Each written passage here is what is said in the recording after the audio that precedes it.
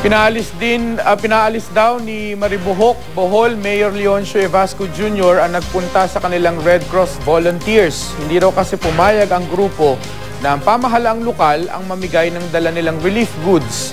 Paglilinaw naman ni Mayor, gusto lang niya ng sentralisasyong distribusyon ng tulong. Makibalita tayo kay Charissa Pagtalunan. Hindi pa rin umuuwi sa kanilang mga bahay ang mga residenteng biktima ng lindol sa Bohol dahil natatakot sila sa mga aftershock. Ang mga pasyente naman sa ospital sa Tagbilaran nananatili pa rin sa mga parking lot.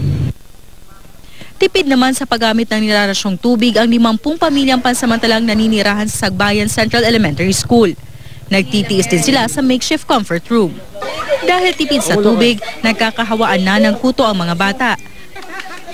Sa nilarasyong tubig din, umaasa ang mga residente sa 14 na barangay sa Dalagyat, Cebu. Walang supply ng tubig doon matapos masira ang tubo ng tubig dahil sa lindol. Hindi rin magamit ang deep well dahil kailangan pang suriin kung hindi na kontamina ng dumi. Nag-aalala tuloy ang mga residente sa posibleng pagkalat ng waterborne diseases. Pero sabi ng Department of Health, nagrarasyon sila ng malinis na tubig at namimigay ng water purifier tablets. Patuloy namang nag-aabot ng tulong ang gobyerno at ilang grupo sa mga nasalanta. Pero ang Red Cross at ang lokal na pamahalaan ng Maribohok sa Bohol may hindi pagkakaunawaan. Sabi ng Red Cross, hindi raw sila pinayagan ng lokal na pamahalaang mamigay ng relief goods noong nakaraang linggo. Paliwanag naman ni Maribohok Mayor Leoncio Evasco Jr., gusto niyang maging patas ang pamimigay ng relief goods sa mga apektadong residente. Magagawa raw ito kung dadaan sa LGU ang tulong.